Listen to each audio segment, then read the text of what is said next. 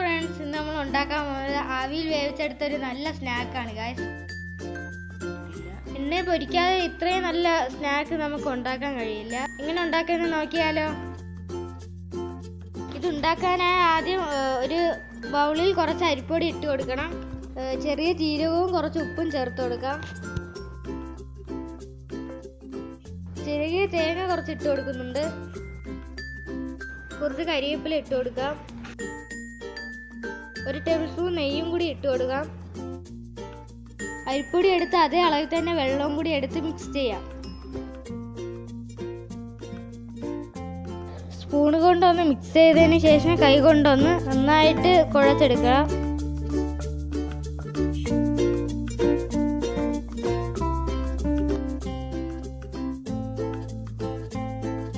ഇനി ഇത് കുറച്ച് നേരം റെസ്റ്റ് ചെയ്യാൻ വെക്കാം. അടുത്തതായിട്ട് ഇതിൻ്റെ ഫില്ലിംഗ് ആണ് നമ്മൾ ഉണ്ടാക്കാൻ പോകുന്നത്. ഒരു പാനിൽ എണ്ണ ഒഴിച്ച് അതൊന്ന് ചൂടാകുമ്പോൾ ഇഞ്ചി വെളുത്തുള്ളി ചെറുതായിട്ട് അരിഞ്ഞത് ചേർത്ത് കൊടുക്കാം. അതിനുശേഷം കുറച്ച് പച്ചമുളക് ചേർത്ത് കൊടുക്കാം.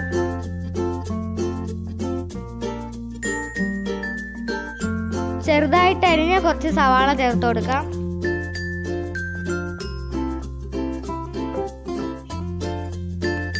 ഇനി ഇതെല്ലാം കൂടി നന്നായി വഴറ്റിയെടുക്കാം.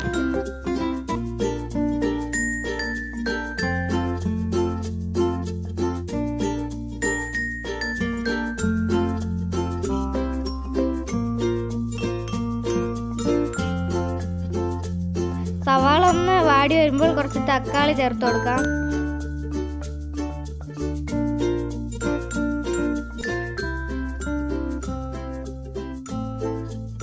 ഇനി വേവിച്ച് വെച്ച ഉരുളക്കിഴങ്ങ് ചെറിയ കഷ്ണങ്ങളാക്കി അരിഞ്ഞ് ചേർത്ത് കൊടുക്കാം. ഇതിലേക്ക് 1 ടീസ്പൂൺ മുളക് പൊടിയും കുറച്ച് മഞ്ഞൾപ്പൊടിയും കുറച്ച് ഗരം മസാലയും കൂടി ചേർത്ത് നന്നായി മിക്സ് ചെയ്യാം. ആവശ്യത്തിന് കുറച്ച് ഉപ്പും കൂടി ചേർക്കുന്നുണ്ട്. മസാല ഇടുന്ന വീഡിയോ ഒത്തി മിസ്സായിപ്പോയി. കരിവേപ്പിലയും കൂടി ഒന്ന് ചേർത്ത് നല്ലോണം യോജിപ്പിച്ചെടുക്കാം.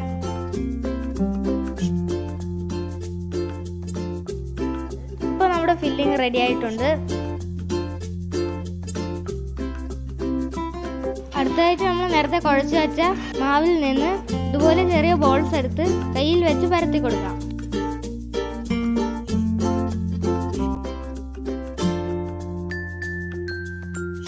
ഇനി ഇതിലേക്ക് നമ്മൾ തയ്യാറാക്കിയ ഫില്ലിങ്സ് ഇതുപോലെ വെച്ച് കൊടുക്കാം. ഇനി ഇത് ഫുൾ കവർ ചെയ്ത് ഇതുപോലെ ആക്കിയെടുക്കണം.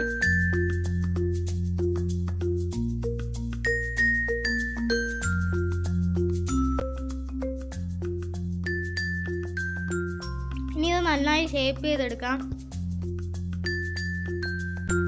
ഇനി ഇതുപോലെ എല്ലാം ചെയ്തെടുക്കാം.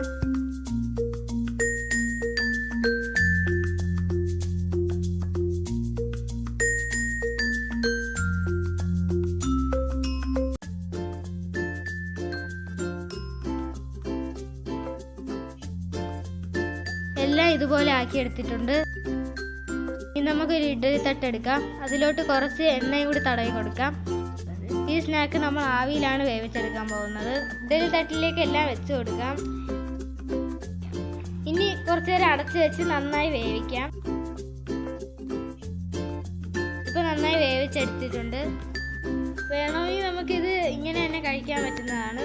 കുറച്ച് ക്രിസ്പി ആയിട്ട് വേണമെങ്കിൽ ഒരു പാനിൽ കുറച്ച് എണ്ണ തേച്ച് അതിൽ ഇത് ഒന്ന് ഫ്രൈ ചെയ്തെടുത്ത് കഴിഞ്ഞാൽ നല്ല ക്രിസ്പി ആയിട്ടുള്ള ഒരു സ്നാക്കായിട്ട് നമുക്ക് കഴിക്കാൻ പറ്റുന്നതാണ്.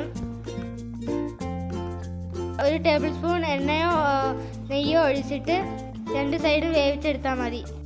നല്ല ക്രിസ്പി ആയിട്ട് കിട്ടും.